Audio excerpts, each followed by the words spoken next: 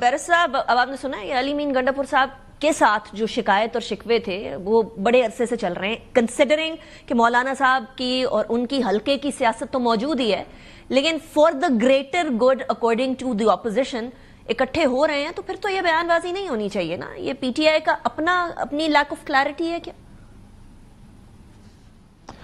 نہیں، پی ٹی آئی کی lack of clarity تو کہیں سے بھی نہیں ہے. پی ٹی آئی تو کلیئر ہے. پی ٹی آئی چاہتی ہے کہ الائنس بنے اور اس میں زیادہ سے زیادہ جماعتوں کو آن بورڈ لیں. جے یو آئی بھی آن بورڈ ہو، کوشش ہوگی کہ جماعت اسلامی بھی آن بورڈ ہو.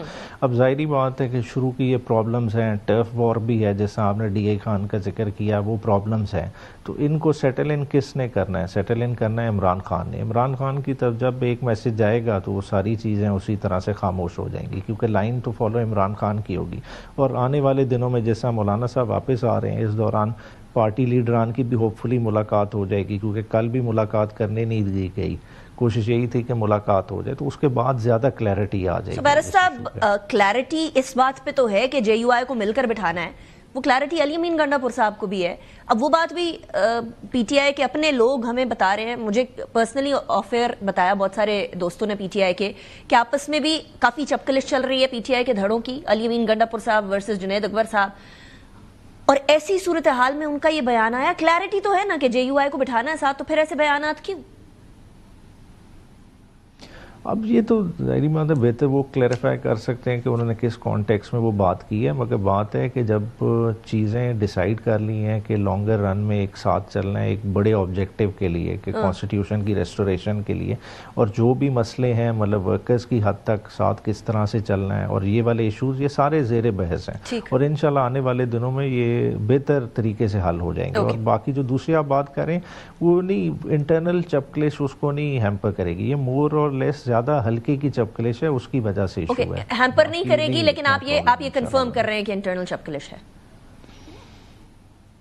نہیں، انٹرنل مطلب ڈی اے خان والے ہلکے کی وجہ سے ہی ہے نا. نہیں، آپ نے کہا ہے کہ انٹرنل پارٹی کی چپکلش ہیمپر نہیں کرے گی، ہلکے کی چپکلش ہیمپر کرے گی. اس بات سے میں یہ اخذ کر لوں کہ یہ کنفرمیشن ہے کہ انٹرنل چپکلش چل رہی ہے. نہیں، آپ کہہ رہی ہیں نا جنید اکبر یا علی امین کی چپکلش ہے، وہ چپکلش کوئی نہیں ہے. یہ والی چپکلش واضح ہے کہ ڈی آئی خان میں جو الیکٹورل ایک ڈفرنسز ہے. ظاہری بات ہے مولانا صاحب بھی اسی حلقے سے لڑتے ہیں، پھر اسی ضلع سے مولانا صاحب کے بیٹے. چلیں آپ کہتے ہیں تو مان لیتے ہیں، لیکن مجھے آپ کی بات سے کچھ اور لگا. بیرسٹر صاحب لاسٹ کامنٹ رانا صاحب، اگر مل گئے تو حکومت کا کیا ہوگا، اور اگر نہ ملے تو حکومت کیا کرے گی؟ دیکھیں، بات یہ ہے کہ دونوں کی سیاست they are poles apart. P T I پچھلے 2-2.5 سالوں سے صاحب آپ اس پہ کیوں تکیہ کیے بیٹھے ہیں کہ ان کی سیاست پولز اپارٹ ہے؟ وہ پولز مل گئے تو پھر کیا کریں گے آپ؟